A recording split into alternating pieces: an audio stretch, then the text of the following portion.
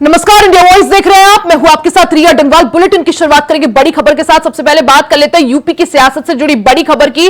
बसपा ने अपने cadre vote को बचाने की कवायद तेज कर दी है। संगठन में अब दलित, ओबीसी और मुस्लिम का गठजोड़ देखने को मिलेगा। लोकसभा चुनाव के बाद पार्टी ने जिला इकाइयों का गठन किया। एक दो जिलों को छोड़कर सभी जिलों में अब जो जिला इकाइयां हैं उसमें 60% एससी, 30% ओबीसी और 10% मुस्लिम पदाधिकारियों को शामिल किया गया है। तो बड़ी खबर आपको बता दें, लोकसभा चुनाव में करारी हार के बाद बीएसपी अब पूरी तरह से एक्टिव हो गई है। बहुजन समाज पार्टी ने अब अपने कैडर वोट बैंक को बचाने की कवायद तेज कर दी है। मायावती अब पूरी तरह से एक्टिव नजर आ रही है, पूरी तरह से एक्टिव मोड में नजर आ रही है। बीएसपी ने इस दौरान अपने कैडर वोट को बचाने की कवायद तेज कर दी है। संगठन में दलित, ओबीसी और मुस्लिम का गठजोड़ देखने को मिलेगा। समाजवादी पार्टी के पीडीए फॉर्मूले पर टक्कर देने के लिए मायावती का अब पीडीएम फॉर्मूला सामने आ गया है, जिसमें पिछड़ा, दलित और मुस्लिम समुदाय का गठजोड़ देखने को मिलेगा। लोकसभा चुनाव के बाद अब पार्टी ने जिला इकाइयों का गठन किया है, जिसमें एक दो जिलों में ही सिर्फ सामान्य वर्ग को तरजीह दी गई है। बाकी सभी जिलों में जो जिला इकाइयां हैं उसमें 60% एससी, 30% ओबीसी और 10% मुस्लिम पदाधिकारियों को शामिल किया गया है।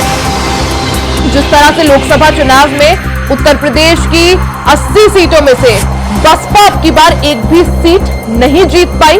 2019 लोकसभा चुनाव में जहां बहुजन समाज पार्टी 10 सीटें जीती थी, वहीं 2024 में बीएसपी अपना खाता तक नहीं खोल पाई।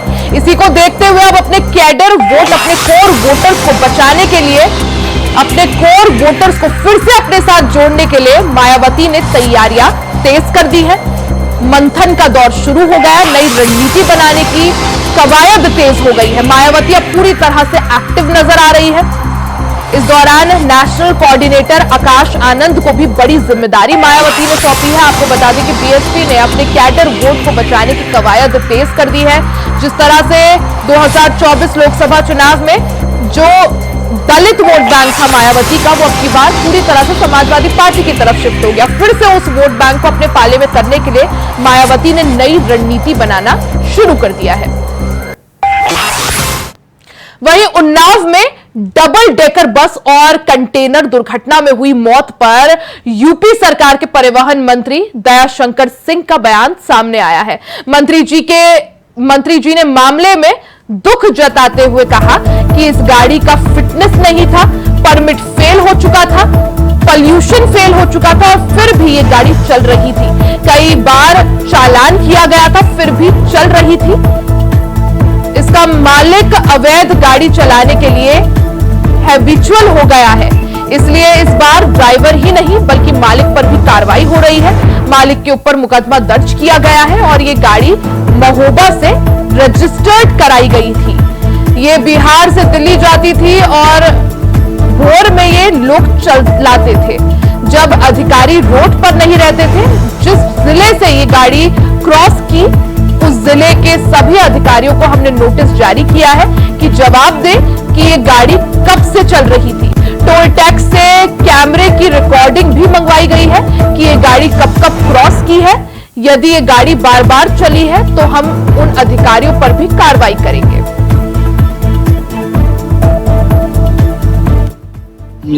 ये दुर्घटना बहुत ही दुखद है और उसमें बहुत लोगों की मृत्यु हुई है। 18 लोग उसमें मृत्यु हुई है और बाकी लोग जो है घायल हैं। और ये गाड़ी उन्नाव के पास जो है आगरा लखनऊ एक्सप्रेसवे पर हुई है। ये गाड़ी का फिटनेस नहीं था, पोल्यूशन सर्टिफिकेट नहीं था, परमिट फेल हो चुका था और फिर भी ये गाड़ी चल रही थी। कई बार इसका चालान किया गया, फिर भी चल रही थी। इसके मालिक इसको अवैध गाड़ियों चलाने के लिए हैबिचुअल हो गया है। इसलिए इस बार केवल ड्राइवर और कंडक्टर पर नहीं, इस बार मालिक पर भी कार्रवाई हो रही है। मालिक के ऊपर एफआईआर दर्ज कराई गई है और हमारे जो अधिकारी हैं, ये महोबा से रजिस्टर्ड हुई थी गाड़ी और ये गाड़ी बिहार से दिल्ली जाती थी और भोर में ये लोग गाड़ी को चलाते थे, रात में चलाते थे जब अधिकारी सड़क पर नहीं रहते थे।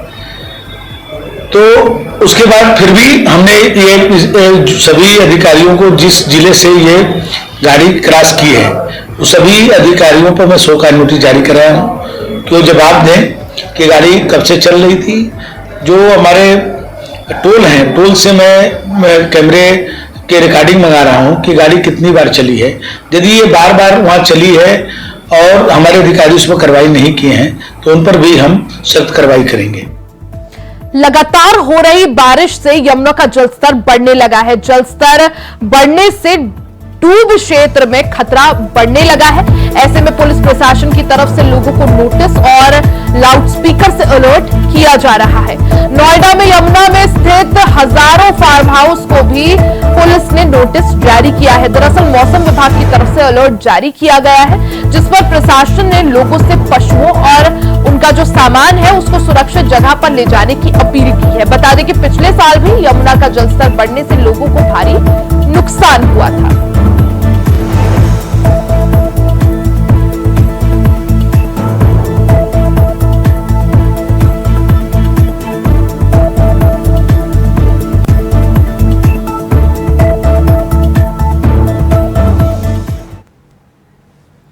वहीं रांची में ईडी ने एक बार फिर से दबिश दी है। ईडी की टीम ने जमीन कारोबारी कमलेश सिंह के ठिकानों पर छापेमारी की है। जानकारी के मुताबिक कांकेर के अंचल के चामा गांव में ईडी की रेड की गई।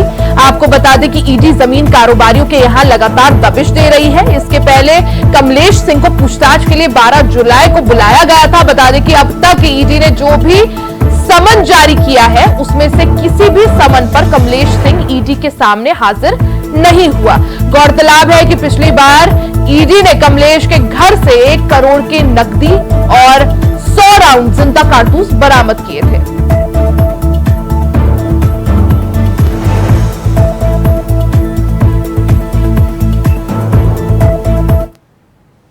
वहीं हरियाणा विधानसभा चुनाव के लिए इनेलो और बसपा ने गठबंधन कर लिया है। चंडीगढ़ में गठजोड़ का ऐलान करते हुए बसपा के राष्ट्रीय कोऑर्डिनेटर आकाश आनंद ने कहा कि विधानसभा चुनाव में 37 सीटों पर बसपा चुनाव लड़ेगी और 53 सीटों पर इनेलो चुनाव लड़ेगी। बसपा इनेलो गठबंधन का मुख्यमंत्री चेहरा अभय चौटाला होंगे। हरियाणा में बीएसपी आईएनएलडी का गठबंधन 37 सीटों पर चुनाव लड़ेगा।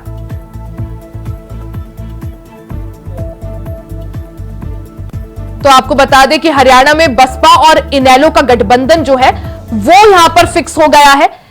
90 सीटों में से बसपा 37 सीटों पर तो इनेलो 53 सीटों पर चुनाव लड़ेगा। तो हरियाणा में बीएसपी और आईएनएलडी का गठबंधन होगा अब की बार। और आपको बता दें 2019 विधानसभा चुनाव में भी हरियाणा में इनेलो और बसपा गठबंधन में साथ मिलकर उन्होंने चुनाव लड़ा था। हालांकि कुछ खास कमाल कर दिखा नहीं पाए थे, लेकिन अब की बार फिर 2024 विधानसभा चुनाव में भी हरियाणा में इनेलो और बीएसपी एक बार फिर से साथ मिलकर चुनाव लड़ेंगे। इस चीज का ऐलान बीएसपी के नेशनल कोऑर्डिनेटर आकाश आनंद कर चुके हैं। मुख्यमंत्री चेहरा इस दौरान अभय चौटाला होंगे और 90 सीटों में से बसपा 37 तो इनेलो 53 सीटों पर चुनाव लड़ेंगे। आज पूर्ण रूप से काबिज हो चुके हैं। आज देश केवल 2-3 लोगों के हाथ में चला गया, अंबानी जी के, अडानी जी के, जिन्होंने इस देश को लूटने में कोई कसर नहीं छोड़ी। अब नए सिरे से कैसे इस देश को इनके चुंगल से बचाया जाए, इसके लिए, क्योंकि अभी 4-5 जगह स्टेटों में अलग अलग चुनाव हैं, अलग अलग चुनाव हैं, अलग अलग प्रदेश में। तो हमने हरियाणा के अंदर आपस में मिलकर के विधानसभा का चुनाव लड़ने का फैसला लिया है और मुझे पूर्ण उम्मीद है कि हम इस विधानसभा के चुनाव के अंदर लोगों की इच्छा के अनुरूप आज आम आदमी की भावना है कि भारतीय जनता पार्टी जो 10 साल से इस प्रदेश को लूट रही है उसको सत्ता से बाहर किया जाए और कांग्रेस पार्टी जिसने पहले 10 साल इस प्रदेश को लूटने का काम किया है उसको सत्ता से दूर रखा जाए। इसलिए हमने आपस में यह फैसला किया कि न केवल बहुजन समाज पार्टी और इंडियन नेशनल लोकदल पार्टी दोनों मिलकर के विधानसभा का चुनाव लड़े, बल्कि और अन्य जो हरियाणा के अंदर जिन्होंने अपने अपने राजनीतिक दल बना रखे हैं, जो भाजपा और कांग्रेस दोनों के अगेंस्ट है, दोनों के खिलाफ है, हम उन लोगों को भी अपने साथ लेकर के एक फ्रंट खड़ा करेंगे जिसमें लोगों का और ज्यादा विश्वास बढ़ेगा और आने वाले समय में गठबंधन की सरकार इस प्रदेश के अंदर बनेगी। इस बात का मुझे पूर्ण विश्वास और भरोसा है। उन्होंने जेजेपी को भी वोट डाल के देखा, उन्होंने कांग्रेस को भी वोट डाल के देखा और भाजपा को भी वोट डाल के देखा। अब तीनों ने सत्ता चलाई है, सरकार चलाई है काफी लंबे समय तक, और अगर आप गांव-गांव में घूमेंगे और लोगों से बातचीत करेंगे तो आपको मालूम होगा कि किस तरह यहाँ पे लोगों में कितना गुस्सा और कितना आक्रोश है, कि किस तरह उनकी बातें नहीं सुनी गई, किस तरह उनके लिए काम नहीं किया गया। जैसा चौटाला जी ने बताया, अभय चौटाला जी ने बताया है कि यहाँ पे सरकारों में कितनी कमियां रही हैं, तो उन्हीं मुद्दों को लेके हमें लगता है कि गठबंधन की सरकार यहाँ पर बहुत अच्छा रिजल्ट दे पाएगी। जी, 2018 में भी गठबंधन किया गया था, लेकिन चुनाव से ठीक पहले तोड़ा गया है, इसकी वजह देखिए जैसे आपको पहले बताया था, नहीं देखिए बिल्कुल पहले आपको जैसे बताया था कि जो गठबंधन होता है वो दो फैमिलीज का एक रिश्ता होता है, दो राजनीतिक दलों का एक रिश्ता होता है। जब कोई चीज कंफ्यूजन में रहती है या कोई कंसर्न आती है तो वो आपस में बात करके ही डिसीजन लिया जाता है। तो पहले भी आपस में बात करके डिसीजन लिया था, पर इस बारी हमें पूरा भरोसा है, पूरा कॉन्फिडेंस है कि इस बारी हम नई सारी खाली चुनाव लड़ेंगे, बल्कि जबकि सरकार भी बनाएंगे। जी, और कांग्रेस देखिए कि उनका क्या काम है पिछले 5 सालों में, जब वो केंद्र की सरकार में रह के भी सरकार नहीं बना पा रहे, केंद्र में भी वो सरकार नहीं बना पा रहे, तो वो उनकी कमियां हैं। अपनी उनकी कमियां दूसरी पार्टी और दूसरी राजनीतिक दलों पे डालना, ये तो हम भी पलट के बोल सकते हैं कि तुम बीजेपी की बी टीम हो और तभी तुम हम लोग राजनीतिक जो रीजनल पार्टीज है उनको उभरने नहीं देती। वही अब बात चंदौली की कर लेते हैं। चंदौली में भी आकाशीय बिजली का प्रकोप देखने को मिला है, जहां आकाशीय बिजली गिरने से 5 लोगों की मौत हो गई, वहीं 1 दर्जन से ज्यादा लोग झुलस गए, जिनका इलाज जिला अस्पताल में चल रहा है। जानकारी के मुताबिक मुगलसराय थाना क्षेत्र के भिसौड़ी और कुंडाकला गांव में एक व्यक्ति की मौत हुई है। वहीं अलीनगर थाना क्षेत्र के बरुईपुर गांव में चैस चराते वक्त 2 लोगों की मौत हो गई है। इसके अलावा कंदावा थाना क्षेत्र के कोदई गांव में एक शख्स की मौत हुई है, जिसकी पुष्टि चंदौली एसडीएम अभय कुमार ने की है।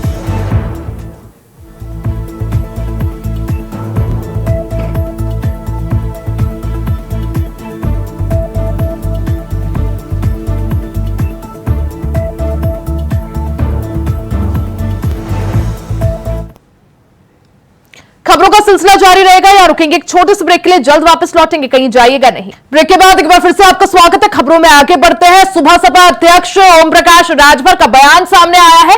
बेदी राम पर पूछे गए सवाल पर ओम प्रकाश राजभर का बयान सामने आया है। बेदी राम को लेकर अखिलेश से सवाल करना चाहिए, ऐसा राजभर ने कहा है, क्योंकि बेदी राम सपा के सिंबल पर चुनाव लड़े थे। बेदी राम कोर्ट जा रहे थे या नहीं, मुझे जानकारी नहीं है।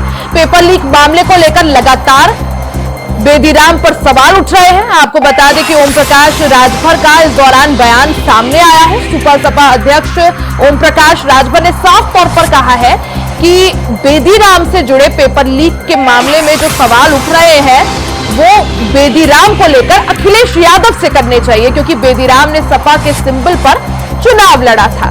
बेदी राम कोर्ट जा रहे थे या नहीं, मुझे जानकारी नहीं है। पेपर लीक मामले को लेकर आपको बता दें कि सुबह सपा के विधायक बेदी राम पर लगातार वो सवालों के घेरे पर है। पेपर लीक से जुड़े मामले में बेदी राम का नाम सामने आया था। वहीं पहले ओम प्रकाश राजभर ने बेदी राम को लेकर चुप्पी साध रखी थी। अब हालांकि उन्होंने चुप्पी तोड़ते हुए साफ तौर पर ये चीज साफ कर दी है कि अगर बेदी राम से जुड़ा कोई सवाल है तो वो अखिलेश यादव से पूछना चाहिए, क्योंकि बेदी राम ने सपा के सिंबल पर चुनाव लड़ा था। तो ये बड़ी खबर आपको बता दें, पेपर लीक से जुड़े मामले में सुबह सपा के नेता बेदी राम का नाम सामने आया था। ऐसे में अब सुबह सपा अध्यक्ष ओम प्रकाश राजभर का बयान सामने आया है। बेदीराम से जुड़े सवाल में आपको बता दें कि जिस तरह से सुबह सपा अध्यक्ष ओम प्रकाश राजभर ने पहले शुरुआत में चुप्पी साध रखी थी, उसके बाद मुख्यमंत्री योगी आदित्यनाथ ने इस पूरे मामले का संज्ञान लिया था, ओम प्रकाश राजभर को तलब भी किया था। इसमें ओम प्रकाश राजभर और मुख्यमंत्री योगी आदित्यनाथ की इस मसले को लेकर बैठक भी हुई थी। हालांकि अब अपनी चुप्पी तोड़ते हुए ओम प्रकाश राजभर ने बेदीराम से जुड़े सवाल पर जवाब दिया है। उन्होंने मीडिया से साफ तौर पर कहा कि बेदीराम से जुड़ा सवाल मुझसे नहीं बल्कि सपा अध्यक्ष अखिलेश यादव से पूछिए, क्योंकि बेदीराम ने सपा के सिंबल पर चुनाव लड़ा था।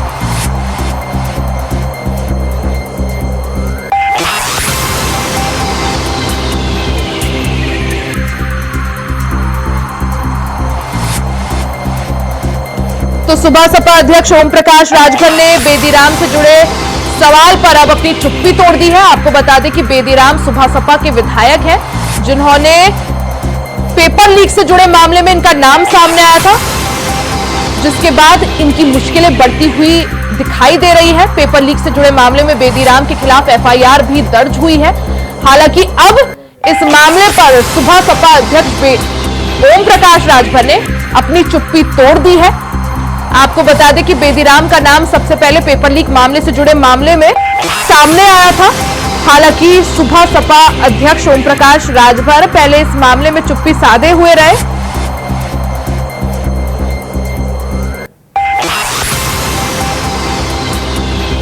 ज्यादा जानकारी के लिए सीधा रुख कर लेते हैं संवाददाता मोहम्मद आसिफ का। मोहम्मद आसिफ, जिस तरह से पेपर लीक से जुड़े मामले में बेदीराम का नाम सामने आया, उसके बाद शुरुआत में ओम प्रकाश राजभर मौन साधे हुए रहे और अब उन्होंने अपनी चुप्पी तोड़ते हुए साफ तौर पर कह दिया कि अगर बेदीराम से जुड़ा कोई सवाल है तो वो अखिलेश यादव से पूछेगा। क्या मायने निकाले जाए इस बयान के?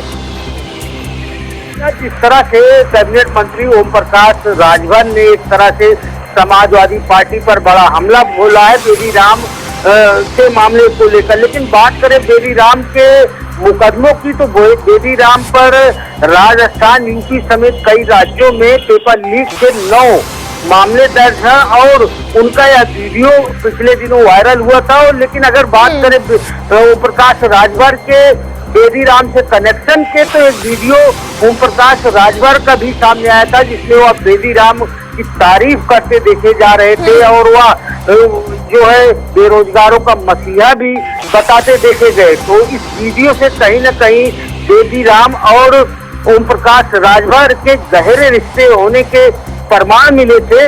लेकिन अब जिस तरह से बेदीराम की मुसीबतें अब बढ़ती दिख रही है, क्योंकि राजधानी लखनऊ की विशेष कोर्ट ने वारंट जारी किया है बेदीराम पर और तमाम तरह के जो मामले खुलासे हो रहे हैं, ऐसे में अब जो है ओम प्रकाश राजभर सफाई दे रहे हैं और सीधा हमला समाजवादी पार्टी पर कर रहे हैं। हालांकि समाजवादी पार्टी के साथ ओम प्रकाश राजभर अपनी पार्टी का गठबंधन का चुनाव लड़े थे, लेकिन अब कहीं न कहीं जिस तरह से ओम प्रकाश राजभर समाजवादी पर हमला कर रहे हैं, लेकिन इसके पहले की बात करें तो किस तरह से गृह मंत्री अमित शाह, यूपी सीएम योगी आदित्यनाथ और साथ बिल्कुल जिस तरह से मुख्यमंत्री योगी आदित्यनाथ ने इस पूरे मामले का संज्ञान लिया था, क्योंकि बेदीराम का नाम पेपर लीक से जुड़ रहा था, वीडियो भी वायरल हुई थी, जिसके बाद मुख्यमंत्री योगी आदित्यनाथ ने ओम प्रकाश राजभर से जवाब भी मांगा था। हालांकि तब तक ओम प्रकाश राजभर चुप्पी साधे हुए रहे।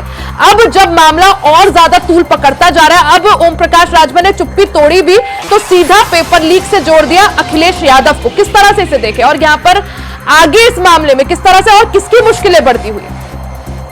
देखिए रिया, जिस तरह से पेपर लीक मामले में सुभाषपा के विधायक बेदीराम का जो प्रकरण है, अब यह प्रकरण काफी तूल पकड़ चुका है और जिस तरह से यूपी में पुलिस भर्ती पेपर लीक मामले को लेकर तमाम प्रदर्शन हुए और साथ ही साथ पेपर लीक से जुड़े मामले में योगी सरकार को अध्यादेश भी लाना पड़ा और कई कार्रवाई की बात यूपी सीएम योगी आदित्यनाथ ने देखे। और इस दौरान जिस तरह से बेदीराम का प्रकरण अब तूल पकड़ता जा रहा है, इससे कहीं न कहीं ओम प्रकाश राजभर जो कभी बेदीराम के चहेते हुआ करते थे और बेदीराम जो है बेदीराम की तारीफों के फूल मानते दिख रहे थे, लेकिन जिस तरह से अब सियासत तेज हो चली है, आने वाले उपचुनाव को लेकर सभी राजनीतिक दल जो है एक्टिव हो गए हैं। इन सब में बिल्कुल, यानी बेदीराम से जुड़ा है पूरा मामला। अब हालांकि ओम प्रकाश राजभर ने चुप्पी तोड़ी है, तो पूरी तरह से यहाँ पर बेदीराम से कनेक्शन भी तोड़ते हुए और बेदीराम का कनेक्शन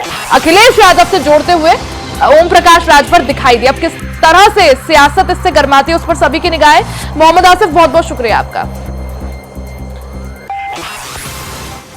तो सुबह सपा अध्यक्ष ओम प्रकाश राजभर का बयान सामने आया है। सुबह सपा विधायक बेदीराम का जिस तरह से पेपर लीक से नाम जुड़ा था, उनका वीडियो एक काफी ज्यादा वायरल हुआ था, जिसमें वो बोलते हुए सुनाई दे रहे थे कि पैसे दो और आराम से नौकरी पाओ। ऐसे में बेदीराम से जुड़ा पूरा विवाद गर्माता जा रहा है। पेपर लीक से जुड़े मामले में बेदीराम का नाम सामने आया। सुबह सपा विधायक बेदीराम पर इस मामले में एफआईआर भी दर्ज हुई। वहीं अब ओम प्रकाश राजभर ने इस मसले पर अब चुप्पी तोड़ी है और बेदीराम से साफ तौर पर बेदीराम का कनेक्शन जो है अखिलेश यादव से जोड़ दिया है।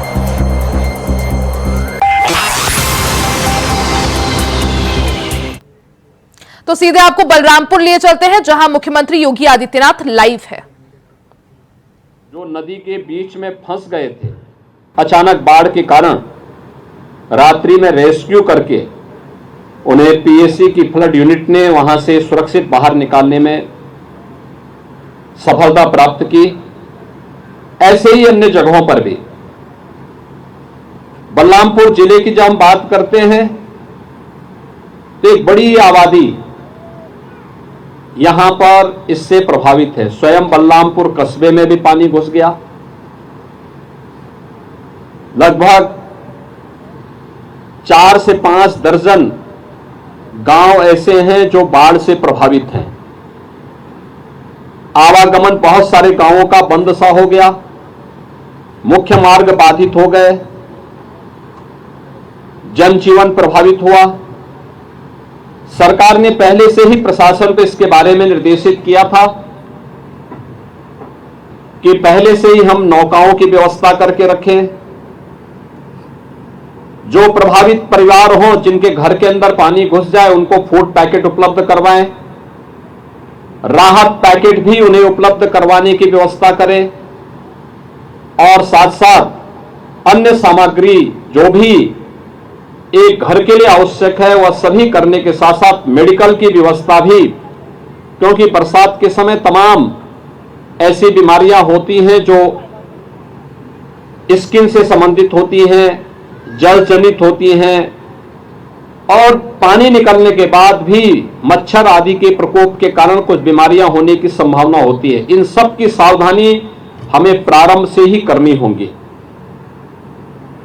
बाढ़ के अंदर पानी भरने के कारण सांप के काटने, बिच्छू के काटने और अन्य जंगली जानवरों के साथ साथ कुत्तों के काटने की शिकायतें भी सामने आती हैं।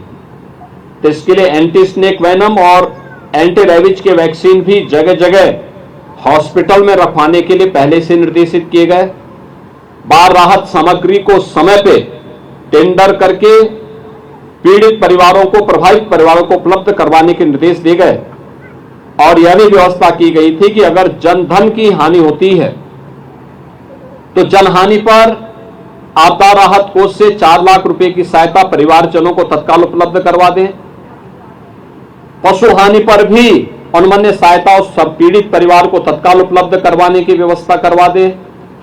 और यही नहीं, फसलों की भी जो नुकसान हुआ है, फसलों के नुकसान के लिए भी हमें व्यवस्था सुनिश्चित कराएं कि फसलों के नुकसान के लिए सर्वे करते हुए अविलंब वह पैसा भी उनके खातों में चला जाए जहां फसल को नुकसान हुआ है। यहां पर हमारे जनप्रतिनिधिगण बाढ़ बचाव के कार्य के साथ प्रशासन की पूरी मदद कर रहे हैं। परसों ही जल शक्ति मंत्री और प्रमुख सचिव सिंचाई ने इन पूरे क्षेत्रों का दौरा किया था और बाढ़ और राहत कार्यों को तेजी करने के लिए उन्होंने यहां पर व्यवस्था भी बनवाई थी। मैं स्वयं भी कल पीलीभीत और लखीमपुर खीरी के दौरे पे था। आज श्रावस्ती और बलरामपुर के दौरे पर जगह जगह इन कार्यक्रमों को मैं देख रहा हूं। आज के इस अवसर पर सभी बाढ़ पीड़ितों के साथ यहां पर लगभग 50,000 की आबादी बाढ़ से प्रभावित है, जिसमें 32,700 हेक्टेयर से अधिक भूमि भी कृषि भूमि इससे प्रभावित हुई है। यहां पे एनडीआरएफ, एसडीआरएफ और पीएससी की फ्लड यूनिट के साथ साथ प्रशासन के स्तर पर भी नौकाओं की व्यवस्था की गई है।